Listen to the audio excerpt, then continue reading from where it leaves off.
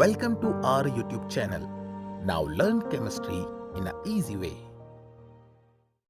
Hello students, आज हम chemistry में पी ब्लॉक एलिमेंट के अंदर हेलोजन फैमिली के बारे में जो है डिस्कस करेंगे। एक्चुअली जो पार्ट 3 में जो मैंने नोट्स बनाए हैं, फेज 3 के जो नोट्स बनाए हैं मैंने, उस नोट्स में फ्लोरीन फैमिली और नोबल गैसेस ये सारी मैंने जो है कवर करी है और कोशिश ये करी है कि इनसे रिलेटेड क्वेश्चन भी मैं आपको सबको साथ साथ बताता चलूं, ठीक है। और जो प्रिपरेशन है, जैसे अमोनिया की प्रिपरेशन हुई, कॉन्टैक्ट प्रोसेस हुआ H2SO4 के लिए, तो ये जो सारी हैं ये मैं कोशिश करूंगा कि एक सेपरेट वीडियो में मैं इंग्लिश मीडियम के बच्चों के लिए सेपरेट वीडियो में मैं ये बना दूं सारी की सारी। तो आज हम जान लेते हैं, थोड़ा सा एक ओवरव्यू ले लेते हैं कि भाई किस तरीके से हम जो है पार्ट 3 में पी ब्लॉक एलिमेंट में हम टॉपिक को कवर करेंगे। तो मैं टॉपिक कवर करता हूँ, देखिए टॉपिक इसमें halogen family, general properties of halogen family, anomalous properties of fluorine, reactivity of halogen toward hydrogen. ये बहुत ज्यादा इंपॉर्टेंट है, ये वाला इंपॉर्टेंट है। Reactivity of halogen toward hydrogen metal other halogen, ये भी इंपॉर्टेंट है। अदर हेलोजन्स वाला इंटर हेलोजन कंपाउंड्स बहुत ज्यादा इंपॉर्टेंट है। आगे चलते हैं। Preparation properties and uses of chlorine important है, इंपॉर्टेंट है ये। आगे चलते हैं। Preparation properties uses of hydrogen chloride HCl, ये भी इंपॉर्टेंट है। Oxo acids of halogens, noble gases सारी ही इंपॉर्टेंट है। हर साल सीबीएसई में जो है स्ट्रक्चर बनाने के लिए, यूपी बोर्ड में स्ट्रक्चर बनाने के लिए, आईसीएसई में भी स्ट्रक्चर बनाने के लिए इसमें से आते हैं। General properties of noble gases बहुत ज्यादा इंपॉर्टेंट है ये, general properties of noble gases. आगे preparation and properties of xenon fluorine compound. Actually आपको ये पता होता है कि भाई जितने भी हमारे नोबल गैसेस वाले हैं वो किसी के साथ कंपाउंड नहीं बनाते, लेकिन हम यहाँ पे वो भी पढ़ते हैं कि किस तरीके से फ्लोरीन के साथ HCF4, HCF6 ये जो सारे कंपाउंड है ये बन जाते हैं। तो ये सब इसके अंदर आते हैं, preparation and properties of xenon fluoride compound. अगला preparation properties of xenon oxygen compound, xenon के ऑक्सीजन के साथ भी कंपाउंड बनते हैं। यूजेस ऑफ नोबल गैसेस, तो ये सारे हमें जो है इसके अंदर क्लियर करने हैं। हमें ये भी ध्यान रखना है कि सारे के सारे पॉइंट्स को हम ये भी इस ऑर्डर में अरेंज करें अपनी कॉपी में कि हमें याद करने में आसानी हो। ओके, तो आगे शुरू करते हैं।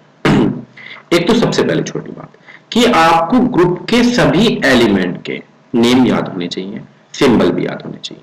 जैसे ग्रुप 17 के जो एलिमेंट है वो है fluorine, chlorine, bromine, iodine and एस्टाटाइन।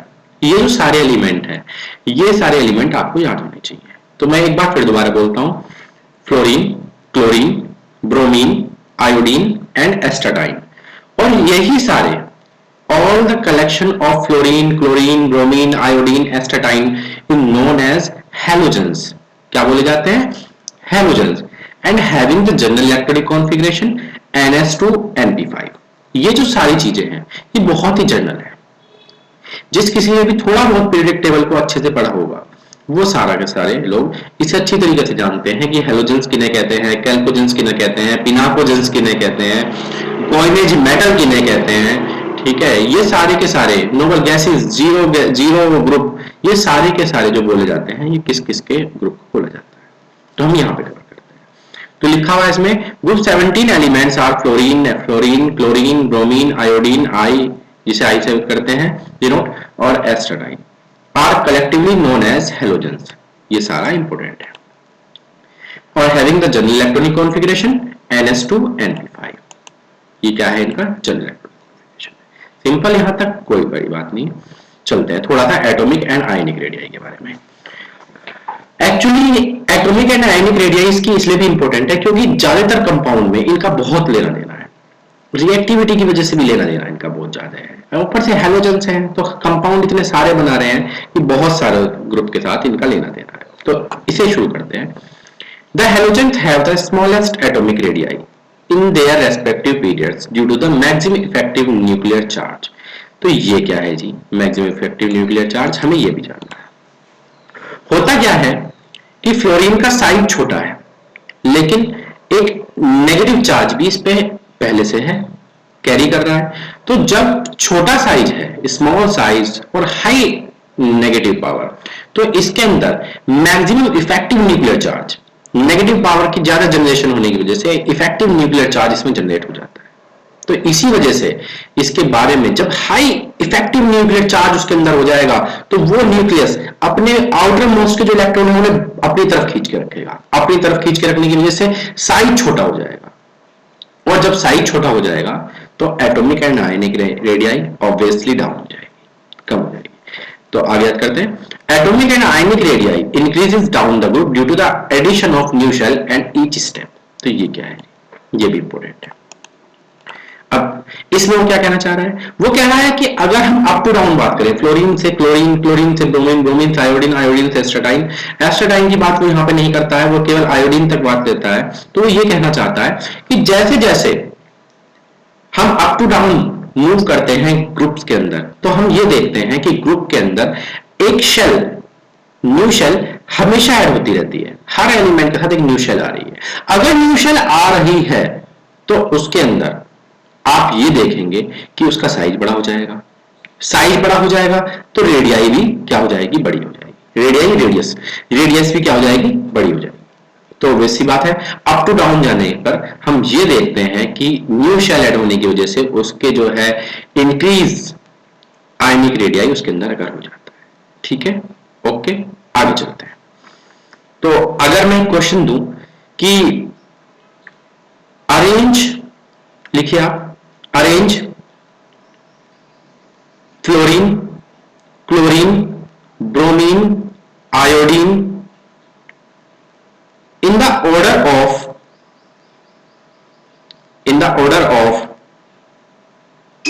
increasing atomic radius, increasing atomic and ionic radius। Okay student, यहां तक आप क्वेश्चन कर लोगे कि हमें जो है ग्रुप 17 के जो एलिमेंट दिए हैं उनको जो है इंक्रीजिंग ऑर्डर में हमें सेटल डाउन करना है, बस हमें ये क्वेश्चन है। आगे चलते हैं, आयोनाइजेशन एंथैल्पी। तो due to their small size halogen have little tendency to lose electron. अब आयन बनाने के लिए उसे अपने इलेक्ट्रॉन को लूज करना पड़ेगा, और जब लूज करना पड़ेगा तो वहां पे क्या होगा कि स्मॉल साइज है, हाई इलेक्ट्रॉन न्यूक्लियर चार्ज है इसमें, तो अपने हर इलेक्ट्रॉन को वो अपनी ओर बहुत ज्यादा होल्ड करके रखेगा, और जब होल्ड करके रखेगा तो होल्ड करने की वजह से वो उस इलेक्ट्रॉन को मूव नहीं करेगा, बाहर नहीं छोड़ेगा उसे, और जब बाहर नहीं छोड़ेगा उसे तो उसकी आयोनेशन एंथैल्पी के बारे में हम ये कह सकते हैं कि आयोनेशन एंथैल्पी अगर साइज छोटा है तो उसकी बहुत ही क्या होगी, ज्यादा होगी। दोबारा ध्यान रख लीजिए, साइज अगर छोटा है तो आयोनेशन एंथैल्पी ज्यादा होगी, उसके अंदर से इलेक्ट्रॉन निकालना क्या है, बहुत ही मुश्किल है। ये चीज उसने बताई है। तो आप क्या करेंगे, ध्यान देंगे, आपने एक ऑर्डर लिखा है ऊपर जिसमें जो है इंक्रीजिंग ऑर्डर में आपने लगाई है आयनिक रेडियाई और रेडियस, एटॉमिक रेडियाई। अगर ionic radii up to down बढ़ रही है, अगर ionic radii up to down बढ़ रही है तो आयोनेशन एंथैल्पी क्या हो रही, उसकी इनवर्सली प्रोपोर्शनल है। इसका मतलब ionization enthalpy decreases down the group due to the increase in atomic size. ये चीज आपको याद रखनी है। आगे चलते हैं, इलेक्ट्रॉन गेन एंथैल्पी। अब इलेक्ट्रॉन गेन एंथैल्पी का मतलब क्या है, electron gain enthalpy of halogens is very high as they are short of only one electron to attain noble gas configuration. अब इलेक्ट्रॉन को गेन करने के लिए उसकी पावर के बारे में बात कर रहा है कि भैया उसकी पावर कैसी है। तो वैसे ही इलेक्ट्रोनेगेटिव हमने एलिमेंट उनको नाम दिया है। तो इलेक्ट्रोनेगेटिव एलिमेंट कौन से होते हैं, जो शेयर पेयर ऑफ इलेक्ट्रॉन को अपनी ओर अट्रैक्ट कर लेते हैं। अगर अपनी ओर अट्रैक्ट कर लेते हैं इलेक्ट्रॉन को तो इसके अंदर इसका मतलब ये तो है कि उनकी पावर बहुत ज्यादा है, और अगर पावर ज्यादा है तो वो अपने अंदर इलेक्ट्रॉन को खींचने की टेंडेंसी बहुत ज्यादा होगी। तो ये चीज वो बताना चाह रहा है, electron gain enthalpy becomes less negative as we move down the group. However, F has a less electron gain enthalpy than the chlorine due to its small size and high electron density। तो ये चीज भी एक चीज यहां पे भी आप इस पे करें। कंसेप्ट बहुत ही अलग कह रहा है, वो ये कह रहा है कि फ्लोरीन के पास इलेक्ट्रॉन को अपनी ओर अट्रैक्ट करने की पावर ज्यादा होनी चाहिए हमारे हिसाब से, क्योंकि भाई छोटा साइज है, इलेक्ट्रोनेगेटिविटी भी हाई होगी तो ऑब्वियस सी बात है। लेकिन एक और चीज कि अगर वो डेंसिटी की बात करें, फ्लोरीन के अंदर जो है साइज छोटा होने की वजह से उसके अंदर हम ये देखते हैं कि इलेक्ट्रॉन डेंसिटी बहुत ज्यादा है, और जब इलेक्ट्रॉन डेंसिटी बहुत ज्यादा है तो वो अपने अंदर इलेक्ट्रॉन रख करेगा क्या? समझो इस चीज को कि फ्लोरीन की लेस इलेक्ट्रॉन गेन एंथैल्पी बताई है इसने, और क्यों बताई है? क्योंकि साइज की अगर बात करें तो फ्लोरीन का साइज बहुत छोटा है, जिसकी वजह से इलेक्ट्रॉन के डेंसिटी उस पर बहुत ज्यादा है। और इसी वजह से अगर मैं फ्लोरीन और क्लोरीन की बात करूं तो फ्लोरीन और क्लोरीन में क्लोरीन की इलेक्ट्रॉन गेन एंथैल्पी बेटर है किससे? फ्लोरीन से। ठीक है, आगे चलते हैं। ये चीज बहुत इंपॉर्टेंट है, इसे याद कर लीजिएगा।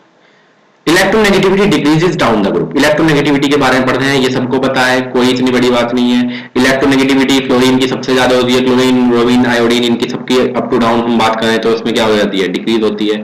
तो electronegativity decrease down the group. Electron को अपनी ओर अट्रैक्ट करने की टेंडेंसी की वो बात कर रहा है कि उसमें टेंडेंसी सबसे ज्यादा आपको देखने के लिए मिलेगी। तो ये चीज आप बिल्कुल अच्छे तरीके से इसे भी याद कर लें। आगे चलते हैं। Melting and boiling point. Melting and boiling point की क्या बात कर रहा है वो कि अगर वो मेल्टिंग एंड बॉइलिंग पॉइंट की बात कर रहा है तो वो क्या कह रहा है? Melting and boiling point increases round the group. जैसे जैसे अगर हम अप टू डाउन चलते हैं तो मेल्टिंग एंड बॉइलिंग पॉइंट क्या हो जाते हैं? उसके इंक्रीज हो जाते हैं। तो melting and boiling point increases down the group, ये चीज हमें याद रखनी है। और ऊपर क्या रखनी है? Electronegativity decreases down the group. और fluorine is the most electronegative element in the periodic table, ये सबको पता है। तो बॉन्ड डिसोसिएशन एंथैल्पी, बॉन्ड को तोड़ने के लिए जितनी एनर्जी चाहिए ये बात कर रहा है। तो bond dissociation enthalpy decreases as we move down the group. F2 has less delta H dissociation than the chlorine 2 due to the small size and strong lone pair repulsion। तो कह रहा है bond dissociation enthalpy decreases as we move down the group। अगर हम move करेंगे down the group तो हमें ये दिखाई देगा कि वो जल्दी से ही क्या हो जाते हैं? टूट जाते हैं। और F2 की क्या है? बहुत ही लेस है, क्योंकि F2 का साइज क्या है? क्लोरीन और सबसे क्या है? छोटा है देन क्लोरीन, क्योंकि उसका भी स्मॉल साइज है। और साथ ही क्या है? Strong lone pair repulsion. Strong lone pair repulsion. तो डिक्रीजेस हमें क्या याद रखना? Bond dissociation enthalpy decreases as we move down the group. ठीक है स्टूडेंट, तो आज हमने ये एटॉमिक रेडियाई, आयनिक रेडियाई और थोड़ा सा ये ionisation enthalpy, electron gain enthalpy, ये सारा जो है मेल्टिंग पॉइंट, बॉइलिंग पॉइंट, ये सब पढ़ा है।